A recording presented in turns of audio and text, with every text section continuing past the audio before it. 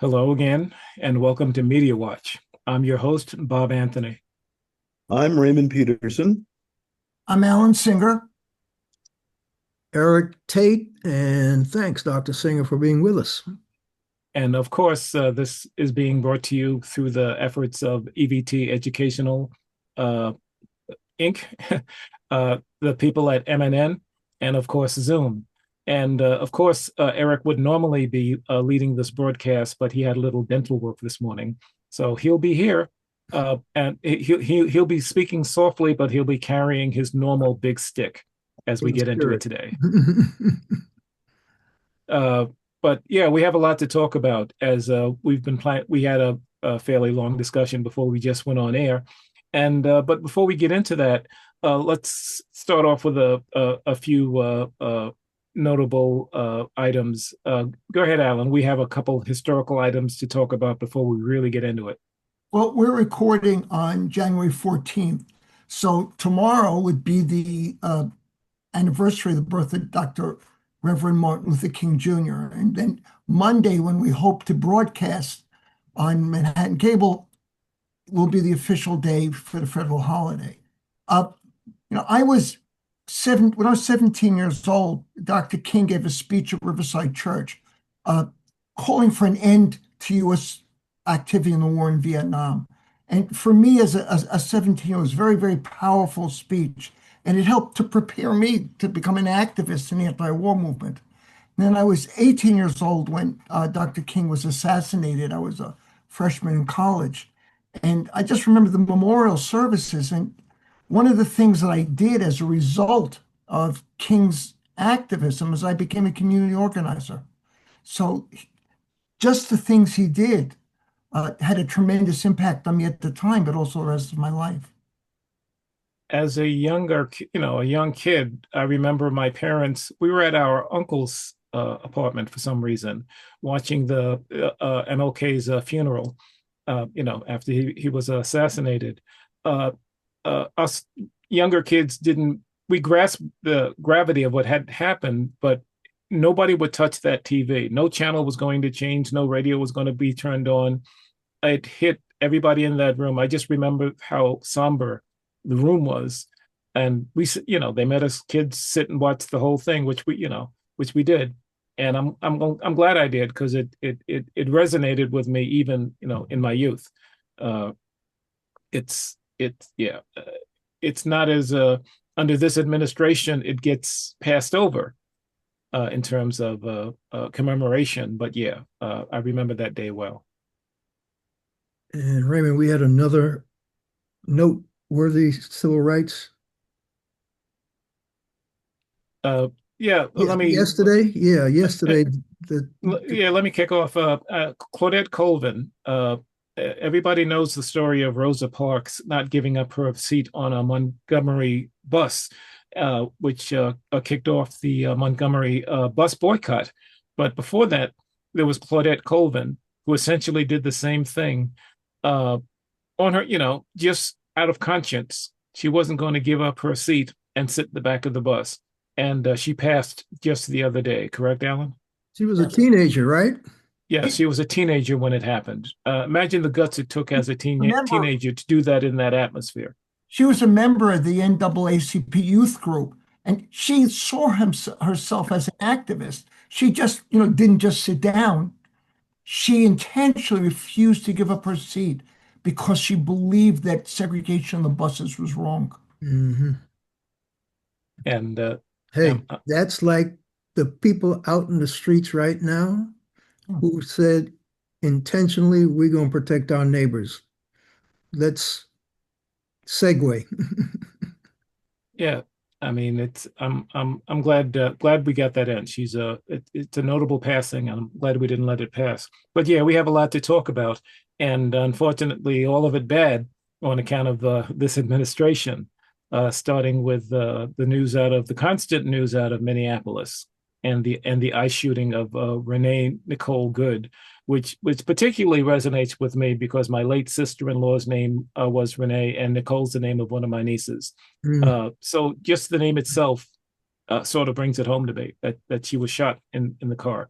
But who wants to go with that? Do you want to start that as well, Alan, or do you want to kick in Ray with some comments? No, I was just going to say we were talking earlier, and I think it was Eric that mentioned that there are reports that and I've forgotten his name because I just refused to remember it. The shooter had suffered consequences, had to go to the hospital, he had internal bleeding. I don't understand that because the footage that I saw of this, I think it was the New York Times that did a step-by-step breakdown of the video. And it was clear to me that first of all, it was clear to me that he had his gun out before the car moved. Number two, it was also clear to me that when the car swerved, he was nowhere near it. He was standing clearly at the side and away from the vehicle. So the vehicle didn't touch him, but he started to shoot as soon as the car started to swerve. Was he suffering PTSD from his former catastrophe where he was drugged for whatever the distance was? I mean, I don't know. I don't care. He should be vetted for that kind of personality. And I just don't get it. I mean, everybody has seen this film, and the administration is still pushing the story that the man was in defense of his life, that his life was in danger. He reacted accordingly. He didn't follow any regulations that I know of in law enforcement. Standing in front of a vehicle with a suspect behind the wheel and the car motor is on, none of that makes any sense to me. How is it that they can continue to push this narrative when the whole nation has seen this? I don't see him in front of the vehicle. I'm glad you put it that way, Ray, because I'm thinking to myself, a Minneapolis police officer, a Minnesota State Patrol officer, a county sheriff, none of them would have pulled their gun because all of them would have had the proper training not to do that in that situation. Exactly. Exactly. He was driving away from him very clearly in the video. But the other thing that you mentioned, Ray, if he was suffering some trauma, why was he allowed to be out on the street? Exactly. This is one of my points. Absolutely. Why was he allowed to be out there? And if he was trained, again, it makes no sense that he would stand in front of that car with a suspect behind the wheel. Right. No, you're right, Ray. They're trained. When have you ever seen that? A traffic stop, I don't care what it is. You do not stand in front of the vehicle if a suspect is behind the wheel. Yeah, but they also lowered the standards for hiring ICE agents. Do you remember correctly? Well, yeah, I know. Your only qualification was that you wanted the $50,000 signing bonus. Mhm. Also, he stood there because she was not a threat. In the video, Exactly. She wasn't a threat. So, yeah, he wasn't threatened by her. Otherwise, he wouldn't have stood in front of the car. I got a question. If somebody says, I'm not mad at you, smiles at you, how does that person become a threat to your life? Is Precisely. that not what the video showed her saying to that particular individual next to the car? Yeah. Did she hear that? There was no threat to the officer's life, and that's none whatsoever. None whatsoever. And to unholster your gun, starting with that, I mean, you just don't do that in that situation. What you do is you step back. You can chase the car. You can pull her over at a later point. Deadly force, no. No. But yet, Write down the license plate number. yeah, Whatever. He had a body camera. He could take a picture of the license plate with his body camera. I don't understand why you pump 3 bullets into somebody. Meanwhile, the federal government is not investigating him, but they are investigating bringing charges against the wife. and against all the activists in Minnesota. So what can happen is, a felony is once a felony is committed, anybody who had some connection to that would be guilty of a felony. I mean, they, in theory, could accuse everybody at the demonstration of complicity and manslaughter. But why is he not being investigated for committing the felony murder of the driver of the car? What happened when the people said, we need to charge him, and the state people said we need to investigate what happened with the federal government. The federal government said No. it's our investigation, and you can't have any information. Correct, Alan? Yeah, but meanwhile, 6 of the Minnesota federal prosecutors have resigned Dig because into that. Talk about that. of catastrophe. And the Why did they resign? no, they just quit. And these are experienced prosecutors, and they said this is outrageous. Now, Minneapolis's prosecutor, in theory, if no federal charges are brought, they could bring charges. Also, the state attorney general, Keith Ellison, has a pretty good record.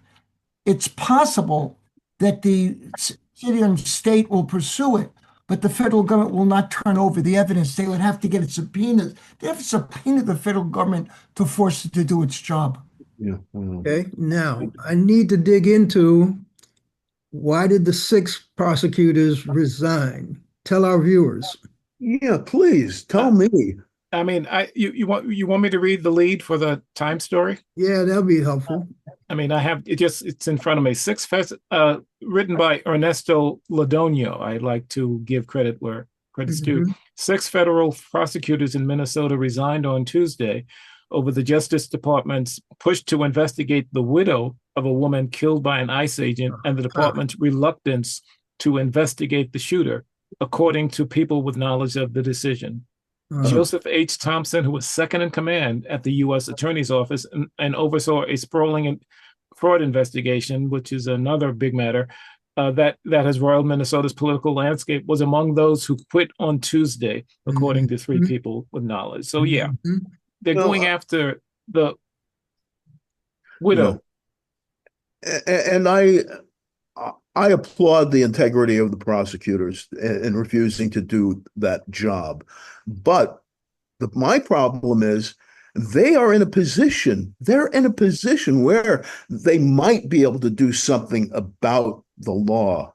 Now, the reason they resigned, they resigned, Raymond, because the boss over them said they were not going to bring civil rights violation charges against the shooter for taking her life. Yeah. They can't do anything on their own. That's why they said we quit. That's why I was trying to get that across to our viewers.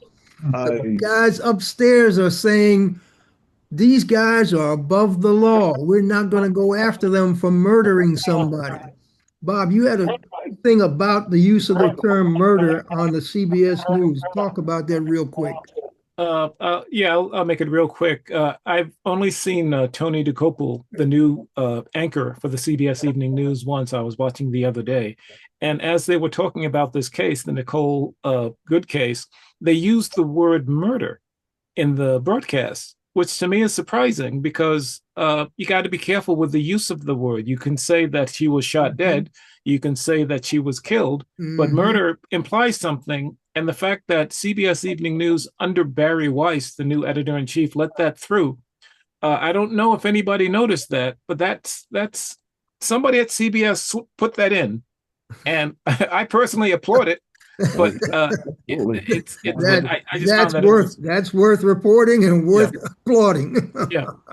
But on the flip side of that, to segue, even though demonstrations are going on across the country because of that killing and that murder, I agree, murder.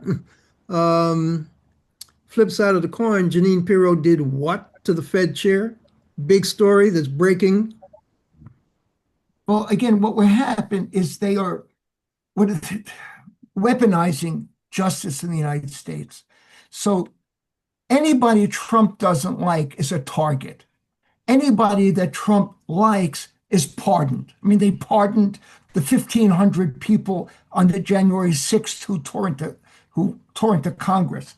But what they're now doing is the head of the Federal Reserve, who is a non-political person and who was originally appointed by Trump, has not followed lunatic economic suggestions of Donald Trump, and he's tried to do his job respectfully. So the attorney for the Justice Department in Washington is now investigating him because maybe you lied to Congress. Janine Pirro, former Fox anchor, now U.S. Attorney in the District of Columbia. No, but it's not just that.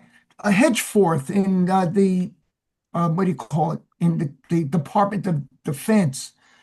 He's investigating the senator from Michigan, senator from Arizona, basically on charges of treason because they argued that soldiers can't follow illegal laws. I mean, these are two United States senators elected by the people of their state, and Trump's people are targeting them. The head of the Fed, Trump's people are targeting them. And then in Minnesota, the killer, a suspected killer, is not even being investigated.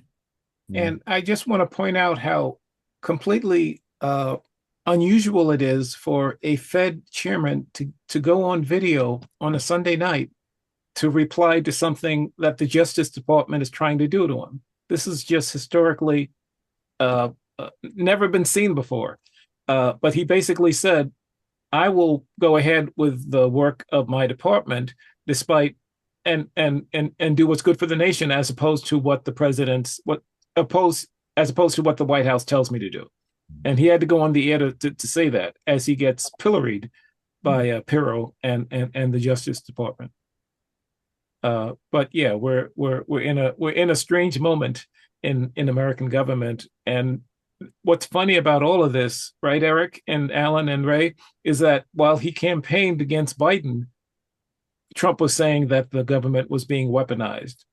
But nobody has weaponized the government as well as bad as he has, in my opinion, historically. A little bit more on the Kelly Hegseth stupidity. Hegseth being stupid to go after a highly decorated military individual who's not only a highly decorated military individual, but also an astronaut, okay? And then an elected senator. And the charge of whatever malfeasance, I didn't even pin down those charges. But Alan, Ray, one of you guys quote the actual, if you got it handy, where the video that they published, these Democratic former military and or intelligence officers that they're now charging with stupid crimes that they didn't commit. They basically advise military personnel of the legality of disobeying illegal orders, the right and duty to disregard and not obey an illegal order. That is what the Uniform Code of Military Justice, the UCMJ, teaches all our military personnel. I know I had to make sure I had that totally ingrained when I was in the military. You do not follow an illegal order and you have every right to refuse it. Those people put out that video advising current military people of that. You can't prosecute people or advising people of their legal rights that the UCMJ requires of them. So this is malicious prosecution. And I don't know, one of you guys, do something. Segue out of this stupidity. Well, I mean, just in the using the word stupidity, maybe we should segue to Greenland and the stupidity that we're exercising with our ally at the moment. Good segue. Yeah, I mean, as we speak, as we speak, U.S. officials are up in Greenland. As we tape, U.S. officials are up in Greenland trying to negotiate, I don't know what, for what, Greenland's capitulation? I frankly don't know, but that's basically where it is right now, right? Alan, talk about this gunboat diplomacy stupidity. Eric, can you first tell your story about being in Greenland? No, the interesting thing about Greenland is one of our actual bases of operation. We've been in Greenland since when I was in the military, way back in the early 60s, early 60s, and we were there before I was in the early 60s. But I flew in and out of Thule, Greenland. That was a giant base that we had, Air Force Base, which probably has been renamed and is now part of the space program and whatever. That's our footprint in Greenland. We've always had great cooperation from the people of Greenland and the Danes. And so for this idiot to threaten by force something he could easily sit down at a negotiating table and say, hey, we got to ward off the Russians and the Chinese. What are we doing together to make this happen as NATO allies? He's going another route. You guys pick up on that. Raymond, this whole NATO thing that he... Well, NATO, the North Atlantic Treaty Organization was formed in 1949. It's a coalition of now 32 member nations. 30 of them are in Europe. The other two are North America and Canada. For a member nation to attack another member nation would destroy the whole thing. Article 5, which specifically says that if one member is attacked, all members have to defend that nation. So what is, if a member nation attacks another member nation, what, I just can't wrap my head around that. It's like, you're in a group of friends and all of a sudden your best friend murders your other best friend. How do you react to that? This is Trump's stupidity. Now, again, but you were right, Eric. We've got bases up there. If he wants to he doesn't have to take over. Just increase our presence. Right. There's a treaty with Greenland and Denmark in 1951. Greenland will be part of the defense system of NATO, and the United States, as part of that treaty, has the right to establish bases in Greenland. Mm-hmm. To take it over, other than Trump's self-aggrandizement. The man, look, the man is going to help him crazy. With his peace prize. Yeah. No, but I got another piece of land. That's the piece he's looking for. Weapons of mass distraction. When are going bad, George Bush invades Panama. When things are going bad, Ronald Reagan invades Grenada. Mm-hmm. Going bad, all of a sudden, to knock the Epstein files and the economy off the front page, Trump invades Venezuela. Mm-hmm. I mean, Democrats did it too. Lyndon Johnson in the Gulf of Tonkin took an incident that didn't happen, and we went to war in Vietnam. We attacked Afghanistan, we attacked Iraq, but neither Afghanistan or Iraq attacked the United States. The people in those planes were Saudis. And then Powell at the UN says, we have satellite images of these tubes that will be for the bogus weapons of mass destruction, the bogus pitch that unfortunately Colin Powell fell for and went to the United Nations, something he totally regretted the rest of his life before he passed. But hey, yeah, we got a history of, look, the gunboat diplomacy that was 19th century stuff, that's a phrase young people today don't know. But that was rampant all through the 20th century because the U.S. would throw its weight around, other countries would throw their weight around because they had big guns. In 1823, President Monroe, Secretary of State Adams present the Monroe Doctrine in a State of the Union address. But this is interesting. In the speech, Monroe says, quote, "The American continents, by the free and independent condition which they have assumed to maintain, are henceforth not to be considered a subject for future colonization by any European power." Well, Greenland has been part of Denmark for 300 years. This was not future colonization. But the other thing is Monroe did not claim the right of the United States to invade, police, or acquire territory. That's not what the Monroe Doctrine was.